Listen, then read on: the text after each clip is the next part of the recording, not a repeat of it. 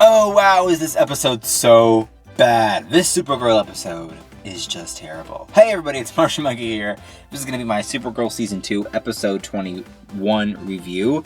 And as I said in my last review and in this one, this episode is horrible. It's such a bad episode. We have to get to this. Don't forget that I am posting a Comic-Con video early about what I want DC to announce at Comic-Con this year. It's going to be really cool. I can't wait to post it. I'm so excited. But anyway, let's get back to the Supergirl review.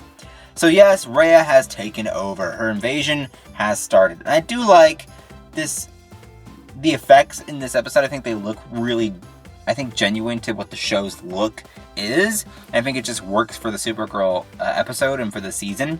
But I think that this whole idea that Raya is doing is ridiculous. This is basically copying Man of Steel and how General Zod wanted to turn Earth into a new Krypton. So I don't see how Supergirl can get away with making this new Daxam. Of course, they're not terraforming the Earth like they did in Man of Steel, but this is kind of almost an equivalent to it. And I think it's just kind of ridiculous that they went with that plan. Also, how did the National City Police Department kill all those Daxamites in the beginning of the episode with Maggie, right? It was kind of like they have to have a strategic lead-placed bullet, and it has to hit perfectly each time. So I don't know how a bunch of cops could be able to pull it off. Also, this is a terrible production decision. I think that this is terrible, that the helmets that the Daxamites wear look almost exactly like the version that Guardian wears. I think it's ridiculous. The fight scene that Guardian had with the Daxamites was terrible, because you were all like, oh wow, they look so much similar. It's like, I don't know if it makes sense why the Daxamites have this look, right? It just doesn't work. I think whoever made that decision should never come back to the show to help produce those decisions again.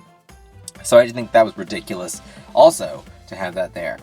And then anyway, Raya, I just think that she's an okay villain here. I think that in the finale she was much more better placed, but I think, again, she was overdone a little bit in this episode. I think that she made a good first impression, but towards the end it was kind of like, I might want to tone it down a little bit. Then in the finale she got a little bit better, I think.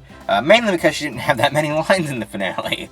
So, well, I mean, she did in the big fight that she had with Kara, and then a little bit early on in the episode. But in the finale, the episode 22, she didn't have that many lines. So, good for her.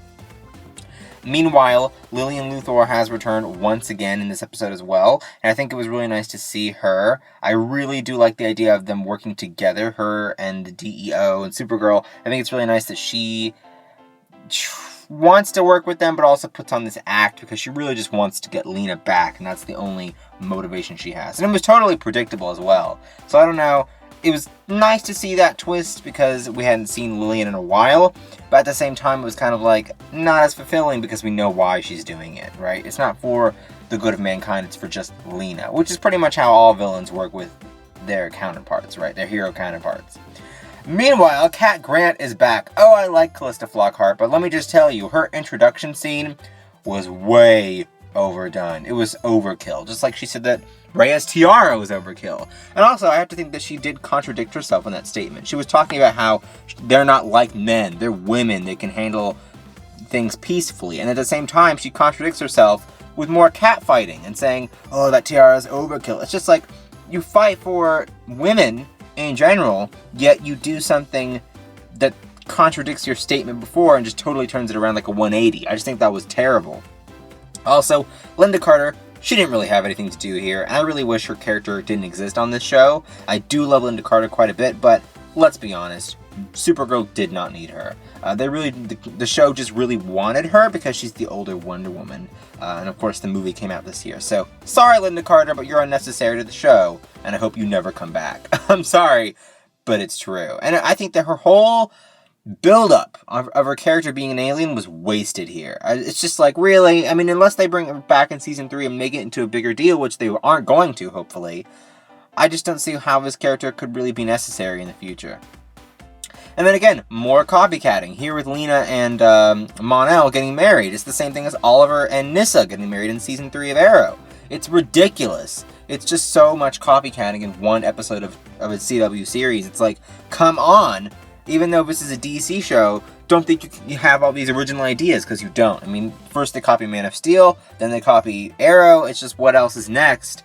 And I really feel like this is just really disappointing at this point. I think the writers should totally rethink how they rewrite their finales. I think it's awful. Very awful. But there has been some redemption. Cat Grant had some good moments, even though her introduction scene was overkill. Her speech to Supergirl about finding happiness and human connection was so touching. I was like, oh wow, Cat Grant, I did miss your speeches quite a bit. Not your catty wit, but maybe your inspirational speeches. Those are the things that I missed about Cat Grant, and I do enjoy seeing them again. Oh, I love Calista Flockhart when she does her heart-to-hearts with Kara. I think it's fantastic. Now this, I really have to say I had a huge problem with bringing Superman back. First of all, I hate Tyler Hoechlin's Superman. I don't like him at all. I like his Clark Kent. I don't like his Superman. It's a terrible Superman. But second, Superman is always mind-controlled. Have you ever noticed that? It's a pattern. Not only in the animated movies, but in the other, productions like this on Supergirl, where he's mind-controlled here. In the comics, he's mind-controlled so much. The animated series, he's mind-controlled. I just think that Superman being mind-controlled is so overdone. It's like, please find a different way to take Superman down other than taking control of his mind. It's just annoying. I don't like it. So that's my review of this episode of Supergirl. As you can see, I was very mad at it, and I really do hate it quite a bit. It's actually my least favorite episode of the season. But what do you guys think? Comment down below. Do you like it? Do you not like it? Don't forget to like and favorite this video. Don't forget to subscribe, and I will see you guys later.